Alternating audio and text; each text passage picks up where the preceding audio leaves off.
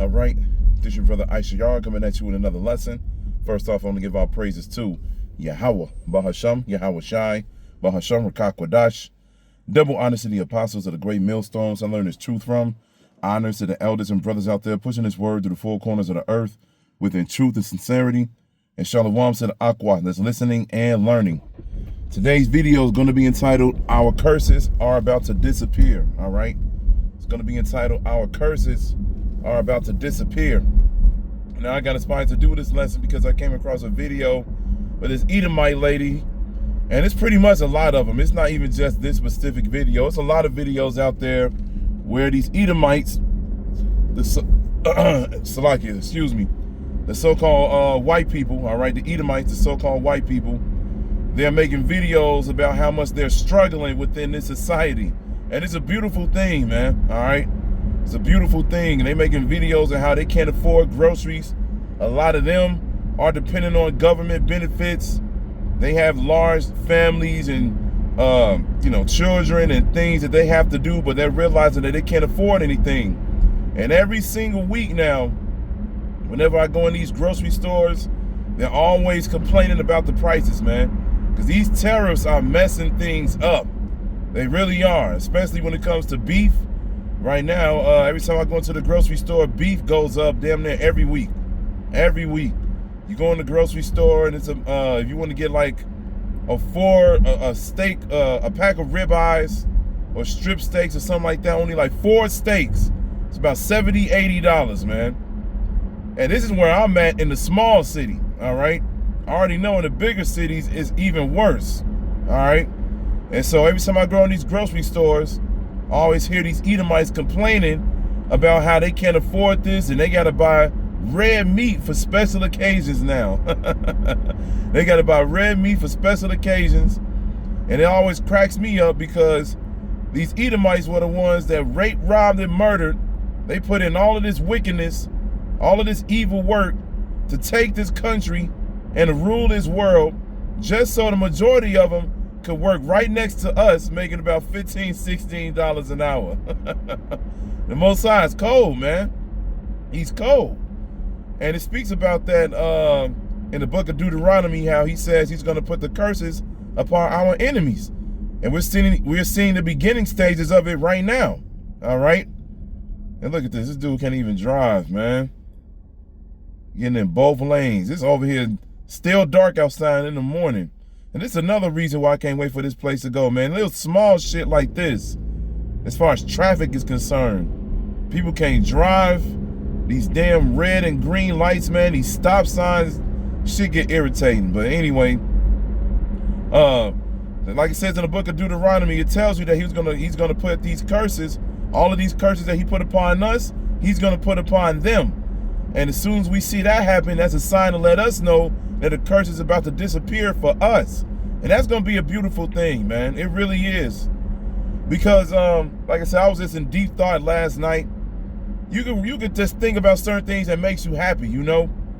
Think about your favorite fruit, your favorite food or dessert or something like that, and it just gives you that home feeling, that at-home feeling like you used to have. You know, you used to go get at the dinner table, eat certain food, and it just makes you feel comfortable, you know? Then you see certain neighborhoods that you probably want to live in, but you know you can't do it because we broke. You know, we got to live day to day and just exist. You know, like Apostle Gabar always say, we just exist, man. We're not living, all right? And that shit gets irritating. You know, that makes me think about that song from Hustle and Flow with DJ. He was like, I'm trying to have things, but it's hard for a pimp. And, you know, and that's, you know, you deep down, you do want things. You know, you want to live in better areas. You want to be able to have some decent clothes, be able to try different foods. There's so many things that we just don't even know about as far as food is concerned, man. Because Esau hides everything from us. Just like I found out there's a such thing as blue bananas. It's all kind of fruits and vegetables and other foods that Esau doesn't even allow us to have. We can eat deer meat, you know what I'm saying? We can have, of course, we can have lamb, you know, elk, buffalo. We can have all of these different things But in the majority of stores, it's not available for us because he already know those animals are the leaner meats, and he don't want us to be healthy.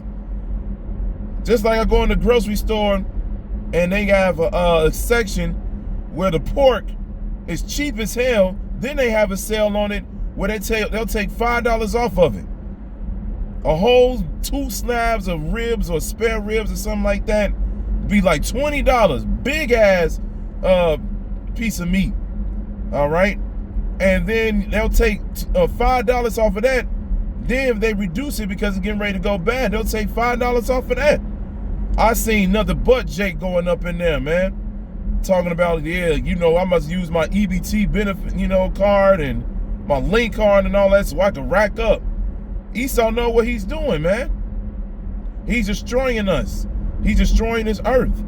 Like it says in Revelation, the 11th chapter, I believe around the 18th verse. The Most High is going to destroy him that destroys the earth. He's destroying the earth and everything within it, man.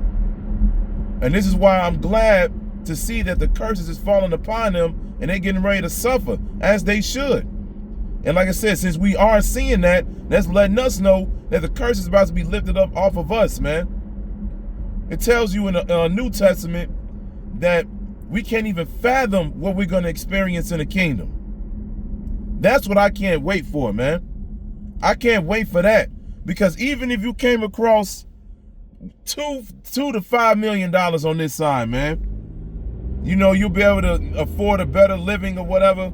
You'll be able to get away and go into a more quiet area. Some bullshit is still going to go down.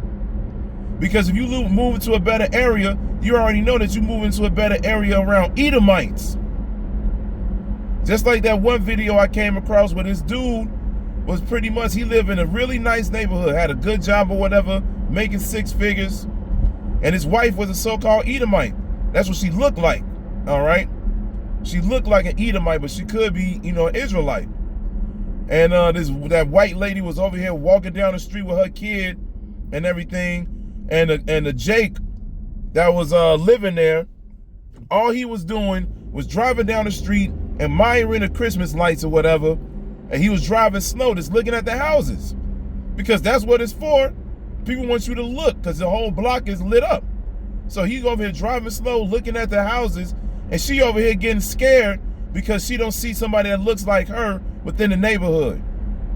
Then she rings the doorbell, saying like, oh man, be alerted, this dude is following me, this and that, woo woo. And then she's like, that's my husband. And then she got salty as hell when she realized that he lives in that neighborhood. Now she had to make a whole social media public apology saying that, no, I'm not racist, so forth and so on. Yeah, you were. You got that perpetual hatred that is spoken of in the scriptures. And that's why we're happy to see the curses fall upon them finally. So like I said, even if you came across a decent amount of money, you still can't find happiness here. And this is why we can't wait for the Lord to come back so we can finally have our own land back, which is the land of Israel, where those small hands are dwelling at right now. We can't wait to take that back. We're going to wake up in the morning and actually feel good about it. Because these Edomites not sleeping well at night, especially the ones that's in the know. They having nightmares because they know what their future is. When we wake up in the kingdom, we going to wake up with a big-ass Kool-Aid smile on our face, man. We going to be good. And that's what I can't wait for. So our curses is about to disappear. So keep enduring so you can experience that the first go-around, man, which begins with salvation. Work towards your salvation, man. Endure to the end. Keep praising Yahweh B'Shem Yahushai that he calls you to this truth, and pray to Yahweh B'Shem Yahushai that he delivers you from this evil, all right? I'm close to the plantation, so I'm going to end it right with this. All right, so I hope this is edifying. So with that, I'm going to say, Call Halayim Yahweh B'Hashem Yahushai B'Hashem Rakak B'Dash. Double honor to the apostles of the great millstones I learned this truth from. Honors to the elders and brothers out there pushing this word to the four corners of the earth with their truth and sincerity. And shalom to the Akwat that's listening and learning. And Yahweh Ratazad, I'll be back with another lesson. Keep pushing, Yasharala. Keep pushing. We almost out of here. Shalom.